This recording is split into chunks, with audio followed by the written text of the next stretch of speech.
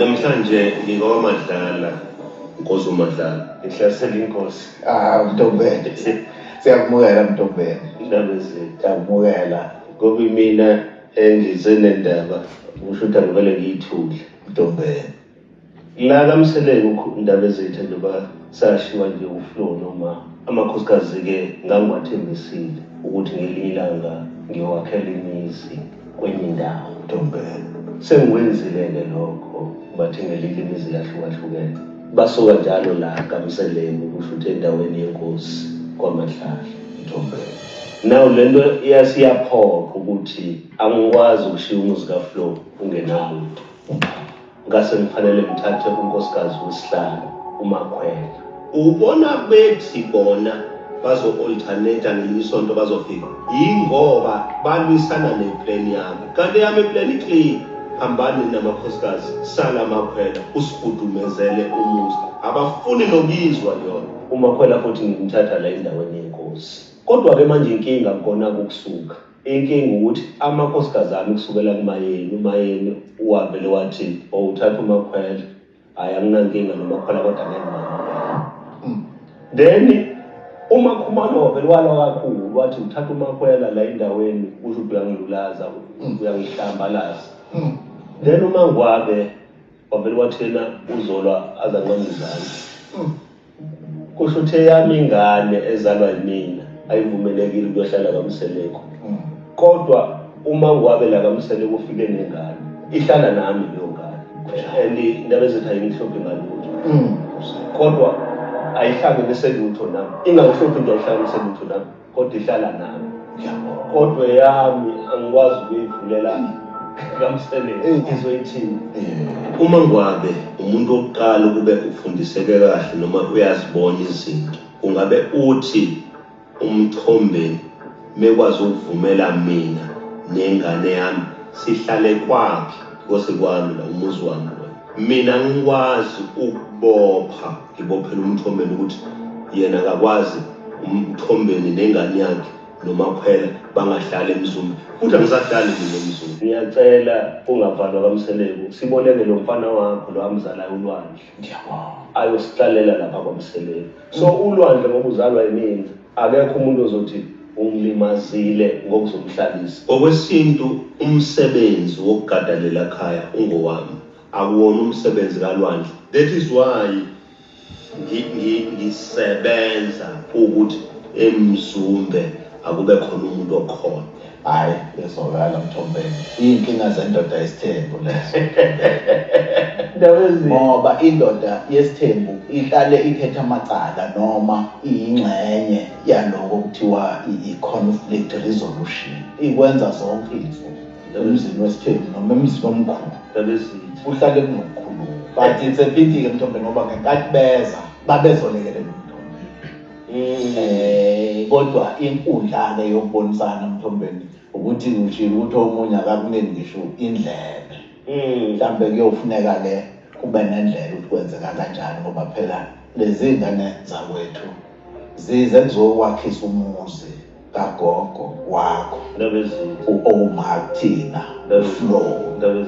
Nala sisakha isizwe sakwaMadlala eminyakeni eminingi eyadlule. Uyena owesivulela ngomthandazo. Omama bakwaMseleko bonke nje kusukela kuMacele uze kuyofika kuMangwabe, uNdaba Ezithu yena muntu abangamlalela mekhuluma, because uNdaba Ezithu ufana nobaba kumina. Ngingasebenzi uNdaba Ezithu wayehlupheka ukuthi lo muntu lo bengasebenzi. Enziwa ubudlelwane abenabo noFlow, enziwa ubudlelwane abenabo noma wami uJoyce. Kusho ukuthi ngenye indlela inhlonipho soloku kwathi inhlo esimnikeza kuNdaba Ezithu isukela kulelo budlelwane abanabo nabazali babo. Sesijabule ngoba bakhala behle. Angilindele ukuthi I will be blamed indlela engenza ngayo and kufanele ngikwamukele lokho as long as nginamakhosikazi wonke ehleli, because akusizi ukuthi ngibe right bese ngingabi nawo amakhosikazi. Kodwa Mthombeni khona into ebenhle ngoMakhwela noma ngodaba likaMakhwela ngoba kwenza ahlangana amakhosikazi. Abonakala baba munye against Ngiyakuzwa. Ungena mkanamabhayi. Ngiyakuzwa Kodwa futhi nalapho phela ngiyakuzwa ushoshozela ngoba kusekusha. Uyabo makuphela u5 years. Bazobe bazi ukuthi maphela unjengemember yomndeni wakamsebenzi. bangasazi. Wabo bese bebukela esezele nezingane. Mase ukhulu umuzi noma khwela kukhula. Kuzobuye kwedlule ukuthi ufuna ungabajahi.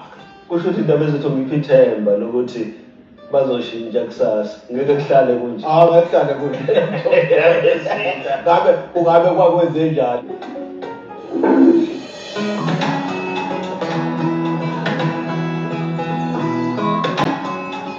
Namhlanje ngizohlangana nodadewabo kaMakhumalo uSamgeli ngesizathu sokuthi ziningi izinto mina noMakhumalo esingaboni ngasolinye kusona.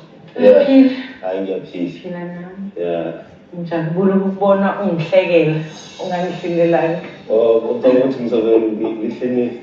Sixabana kakhulu hayi Jenny. Siyaphila njani? Ngiyaphila nami ngaphansi Pure Harvest Dining. Igama lami Misi, ngizoseva yimina namhlanje. Cela ungiphe isimo escreen. Okay, great. Ngicela Thank ngiphe cappuccino and cheesecake. Cappuccino and cheesecake. Can I take the menus? or- Yeah. Thank you so much. Hayi ngihlale ngihleka nje. Kithi uzofika ungihlelele mbhemi, sixabana kakhulu nawe efonini. Ukuthi ngisuke ngibethela so. Sengithi hayi ngeke ake siyeke efonini ngoba sathi uzophahla zamafoni phansi. Ngesibonana nje. Yeah. uSamgeli njengoba ngihlale ngikhuluma naye ngihlale ngimuza ukuthi ungasohlangothini lamakhumalo. So njengoba eze lana kambe uzongizwa u10%, 90% uzongitshela ukuthi umuzi fanele ngiphathe kanjani. I-concern yami was into eyenzeke ku-season 8. The last statement I think you owasisho uhleli noThobile lesi sokufail. Wafika uThobile ngo-3 ekuseni ekhaya lapho. Yeah. Hayi, angiqala ukumbona nje lapho. Wafika nje ekhala. She felt like you didn't protect her. She felt like umdisrespectile etafuleni. Asiqale kanjena. Ngesikhathi ngimthatha uMakhumalo ukube ngangamfuni laba ngimthathana ngoba ngase nginonkosikazi owumaqele. I fought for uMakhumalo ukuthi abe unkosikazi wami. uMakhumalo kube ngathatha i-decision yokungamlweli ngabakayena unkosikazi wakaMsileko. Kodwa bona uma bekhuluma nami benza ngathi lokho kulwa ingoba kwakufanele kusize mina kwivision yami. Angizange ngilalele ngavala amadlebe yonke into eyayikhulunywa ngoMakhumalo. Yes, owasendaweni futhi uMakhumalo.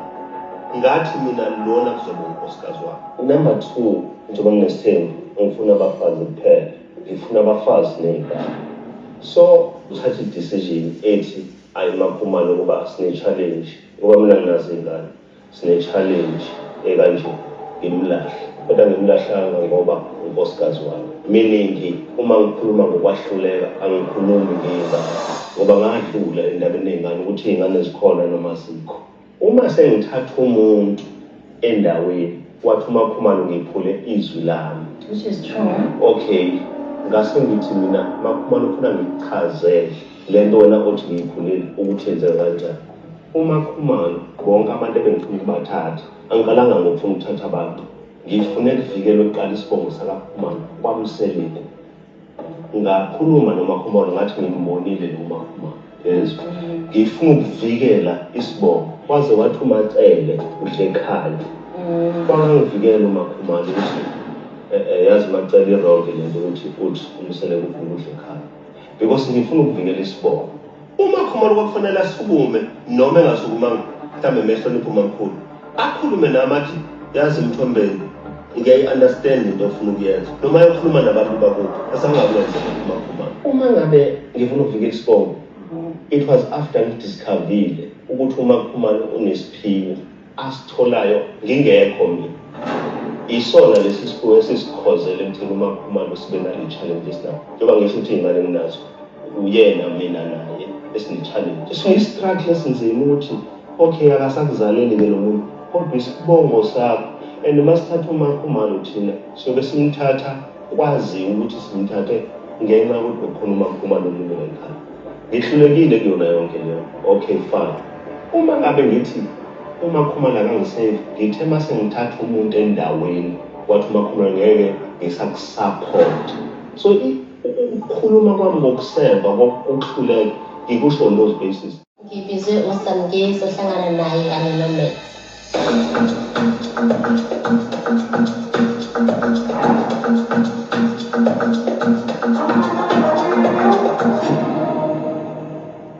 Namhlanje it's our first proper date between mina, uBaby Max noMaqele. Molweni. Konke Mina Max.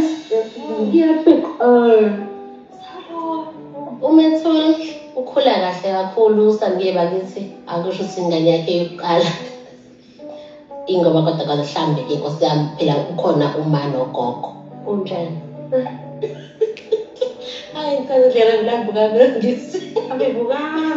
The relationship yaMaqele noBaby Max, they get along pretty well. Nje cute. Maybe ndawonye. otherwise the right Right, sincane sothini. hey yeah toto bani bafethu Hayi ngiyasabona ke lasizini. nobona Ayina phela inhlobo on social media. Yabo mana. ethi Akazi. Alikho igaba engingabizwanga emhlabeni. Akazi. Yeah. Social Oh, media izitapulele ngami. Nkosi yami welcome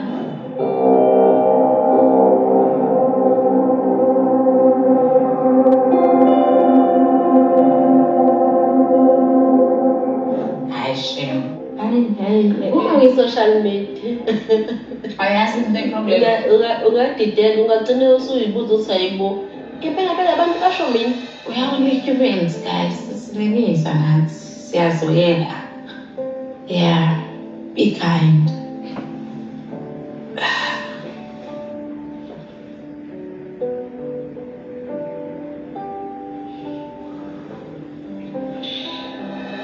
angikho ku-social media futhi angikuceli ngesizathu ngoba mina ngiyakwazi ukungaphenduli inkinga yami leyo ngingaqala ngingaphenduli uma sengizwa ukuthi yabona-ke lo usengitshela kabi lokho over bese ngiyamcela bese vele sekuba yinkinga so ngoba ngiyazazi hayi umuntu akangahlokoloze kodwa hayi angisiyela umngane we-social media bayasizela bona unukele bona umsuzo wabo uphelele kubona futhi akuthi nyaka ndawo Ey'nsukwini ey'dlule ngahlangana nobaba kaMax. Bese ngixoxa nje. But i-highlight yengxoxo ngathi phela msingithi hawu phela umhlebele mbheki masixoxe ukuthi ubaba uMdunge kazokulalelwa.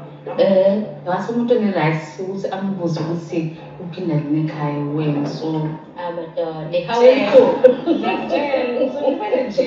cabanga ukuthi mhlambe wayengenayo impendulo eqondile ngaleso sikhathi so wayesezama nje ukumhlehlisa ngoba ngempela hayi angazi ngihlangana naye so nje hayi Ngiyakuzwa.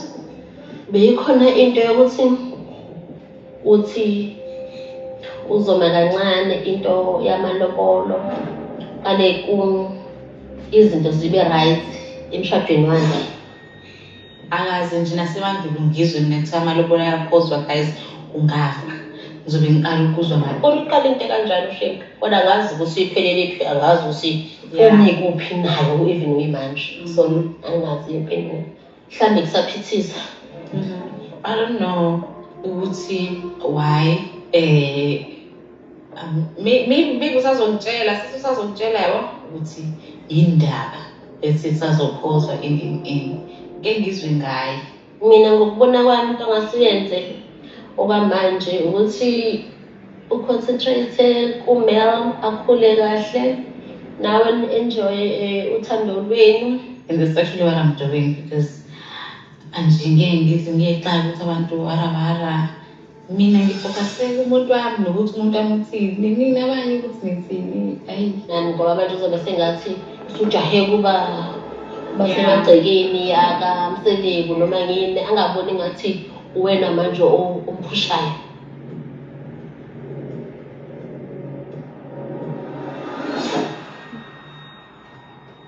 Ayithathe ngale nto ayishilo ukuthi mhlambe bekade kuyindlela ethi uyajaha ake ngiyeke ngingabona ekhulumana aze asholo yena umuntu uma khwela noma ngabe kuthiwa akakwazi ukulinda kodwa uzolinda ufike la ekhaya evele khona amakhosikazi ufike la ekhaya evele azi ukuthi kukhona abangahambisani nokuthi kuzoba khona unumber 5 so cabanga ukuthi sengabe uyena-ke manje futhi osefana ukujaha ukuthi useyangena ekubeni wazi kahle letha sami hlangana nomakhwela sazoqhubeka nje sihlangana uma ngabe khona into edingayo ukuthi sihlangane sohlangana uthe wena kumina angiyi ngoba uThobile wambile emzini uya kumzini kodwa uyaya kuleminye imizwa esedrobheni ethengiwe ithi ngikuchazele ukuthi yini la uma khona une-influence lento ngimchazela wait uma khumalo engavu ngisho uma khumalo ngathiwa uyedwa usebesivela lo muntu kuyobe kwanele ngobani ngoba uma yena ewakamadlala accept lo muntu then sizokwazi ukuqhubeka so iyona lento eyenza ubone ngingaki ingoba sibanga ukuthi makhumalo receive this person bese uthatha indlela yakho ngilwiswa ukuthi makhumalo refused to support me ngibone ngilwela nomakhumalo laba engiya emzini wakho very soon ngizothatha action ukuthi ngeke ngidisclose kodwa umuntu nomuntu ngimbhekile kahle Mthombeni la wena mina ngibona ngathi uyabhidliza nje umuntu uzothatha i-decision yokupanisha abantu sesikephi kanti lothando nesithembo bowulakha wena uluhle the only thing okhuluma ngayo manje ngizoqondisa umuntu ngizofundisa umuntu isifundo so mina uyazibhidlizela mfowethu ngeke wait ngifuna ukukhuluma ngalokho bengizokhuluma ngakho kuzalwa abantu abawu-4 kuzalwe uMawandi kwazalwa u-Owami ozalwa uMatsele kwazalwa umnini ozalwa uMayeni in fact bawu-5 kwazalwa ubani ngengane le uZenandi izela uMangwabi kwazalwa lenye ezalwa uMayeni okay nayo into ngichazelela yona bethu umuntu esakhulela mhlambe 3 months nje ezinyanga bese yangitshela mina ukuthi ukhulele ngenxa yokuthi mina nomakhumalo besine-challenge lesinayo namanje bese thi lo muntu ungayixoxeli muntu le ndaba bengiya kodwa the minute nje bayiqeda ukuthi ungayixoxeli muntu le ndaba bengimshiya lo muntu ngiyotshela umakhumalo ukuthi ngikhulume ngathi angazi ngithi ngiyasola sengathi ithuba lokukhulela. You know why I was doing that? Because umakhumalo izomlimaza lento ukuthi ngikhona kamsele bukade ngifikile angikhulele. Kodwa ke Mthombeni lapho ngiya-understand. Kodwa ngiya-understand Mthombeni. It's not angifuni kodwa kube ngazi ukuthi uThobile akakaze azahlale noba sengathi umuntu ongazali. Asingangeni kule. Kanjani? Ngithe kuwena wathatha i-decision ngomakhumalo umuntu wakini wathi lo muntu anguthatha umsebenzi mina uyothatha usibanibani ingakho ngithi singangeni la ngoba no angifuni singene but angifuni kube ngazi ukuthi uThobile isiso sikazi sihlala umakhumalo ngitholile mina ukuthi she had a gift okwaba yomunye umuntu lo muntu wa-refuse ukuyithatha leyo gift i-gift yokuphilisa abantu wathi lo muntu ngeke ngiyithathe leyo gift iyothathwa umakhumalo esho nomakhumalo wami now ingena kanjani kamseleni i-gift ayifuni ujabule yona ingajabulile so uma ngabe umakhumalo engabaphilisa abantu engawenzi lo msebenzi we will have lama problems esinayo kodwa mina ngoba ngumkhwenyana kakhumalo angifunanga ukuyikhuluma leyo into enza ngiyikhulume ukuthi bazoze bablame abantu bami abangizalayo and ilonto ngiyithanda kade ngiyibekezelele kakhulu kube sengathi ithini esicontribute ekutheni umuntu ungenzeka u1 ungenzeka u2 manje masefike lana komakhumalo kwamseleni I have no control because lesi sibopho lamazwi akhulunywayo ngingekho mina ekhulunywa iwona lawa sidalela inkinga la abantu baningi babekhuluma labathi hey ngiyafika la kamseleko ngazana ngathini but one day ngiyokhuluma umuntu uSpanman ngimbiza ngegama ngoba yena uyathanda ukukhuluma ngami akhulume nabantu bale ekhaya kanti ngisho ukuthi yenza abe nale challenge anayo because ayikhozwa yithini. Gezini ngiyathemba ukuthi nilalele, and one day we're gonna need to have this conversation ukuthi why are we always putting our families at the risk of ukudelelwa umkhwenyana, baby daddy, and sometimes even ama boyfriends ngoba nakho sithi sifuna ukuthi akhuleke mayifikile emakhaya ethu. But manje siyabona ukuthi kahle they shouldn't be so comfortable to rock up anytime bekhuluma indaba engabadingi bona. They shouldn't even be mentioning ama secrets omndeni. Kodwa into engiyinake mina ukuthi they do that especially mabebazi ukuthi your family uyamthanda and uzothatha iside lakhe. They do that mangabe bazi ukuthi your family is poor, mhlawumbe udependele kuyena, or they do that mabazi ukuthi kini bayawuthanda umshado and they think ukuthi the man is always right.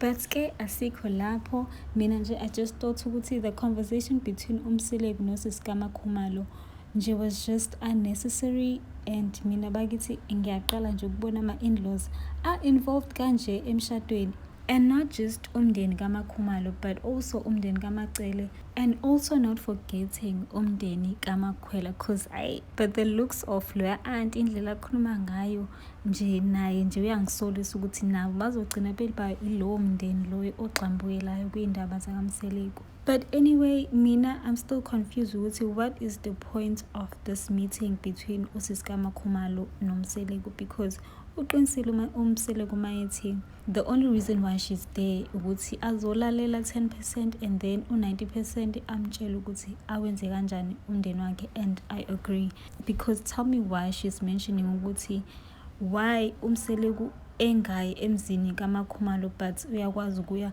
emzini kaMangwabe, emzini kaMayeni. What are you trying to say ngalokho ngoba uhlanganaphi? Mina as a big sister I would think ukuthi the only time you get involved between a wife and a husband is if there is abuse of some kind. Nakhona futhi mhlawumbe bengeke ngize ngikhulume naye lo husband loyo, I would speak to my sister ngemtshela ukuthi lalela ke sisi, if you're not happy and uyabona ukuthi uyahlukumezeka kulowo mshado, shiya phansi. But the fact that they are having this conversation tells me ukuthi it's not going anywhere, because uMakhumalo has made it clear ukuthi akayindawo, noMseleku naye is not backing down from ama points akhe, of which he believes ukuthi are correct. And speaking of which, i-explanation le uMseleku ayinike uSiska Thobile I completely get. Gezini, remember the type of relationship that uMakhumalo and uMseleku had, and I feel like this explanation ngabe uyizwile uMakhumalo if she wasn't so emotional last season bekhuluma ngale ndaba yokufeyila kwakhe, she would have heard mhlambe ukuthi uzama ukuthini uMseleku. Futhi angisho ukuthi i-right leyo noma i-wrong leyo explanation, but it makes sense for the type of relationship that uMakhumalo and uMseleku had. She said it herself ukuthi yonke into uMseleku abemtshela yona in the past she would take, ayithembe, ayisupporte and run with that, which means even nezinto ezi-wrong ezenza uMseleku ubeyisupporta angamquestion. Because tell me why she would support into yokuthathwa komunye umuntu wesifazane oshera isibongo sakhe naye, ozolethwa ezokuzalela, as if that woman would agree ngenhliziyo emhlophe. Obviously mayisaqala into usisi loyo angasho ukuthi yes uyavuma and all of that, but naye unama ulterior motives akhe naye herself ukuthi masefikile what she would expect, ngoba lo muntu uzohlala angithi, she's not leaving the baby and just going angithi. So my question was gonna be, how do you agree to be replaced ukhona uphila? So nje siyabonga ukuthi uMacele wanqaba, because in my opinion uMakhumalo has a better chance of building a relationship noMakhwela kunaloyo sisi lo wakaKhumalo owayezomreplace essentially ukuthi azale ingane. So I think i-mistake yakhe nje uMakhumalo was trusting uMseleku kakhulu and supporting yonke into, ngisho noma kuthiwa yayi-wrong, ayisho wayisupporter. So now she can't agree to all the schemes and the lies and then switch up ekugcineni, because everything she's refusing to do kule situation kaMakhwela she was gonna do anyway kwi-situation yalowo Makhumalo loyo owayezofika azomzalela. So now indoda confused ukuthi how all this time ubemsupporter and now she's not supporting him, which is why naye ke back it down, because he believes ukuthi he is doing what he was doing in the past. Ayikho into eshintshile that he's doing. The only thing ukuthi yena he uthathe umuntu osendaweni nakhona futhi he can make the point ukuthi uyena phela umuntu ovumile ngoba laba abanye banqaba. We all know ukuthi the reason why he chose uMakhwela was the fact that she's the only one who agreed at the time. Abanye osisi ababekhona in the picture declined. So mina into engiyigadarishayo from all of this ukuthi it could have been any other lady owayezofika abe number 5, ukuthi shuthi it's a coincidence ukuthi kube umuntu wasendaweni mhlambe naye usisi on her side uMakhwela thought ukuthi okay, at least I know of this family and futhi bahlala ngasekhaya, so I know definitely ukuthi akusona isigebengu angena umuntu ozodlala ngami and all of that. So mina think nje kuzomsiza abayethi uMakhumalo ukuthi nje avela adlulise accept nje i-situation yakhe. Maybe she will see a change, maybe there might be an opportunity for her, like I said before, ukuthi yazi something beautiful can come out of a relationship yakhe uMakhumalo noMakhwela if they can just sit down and have an honest conversation.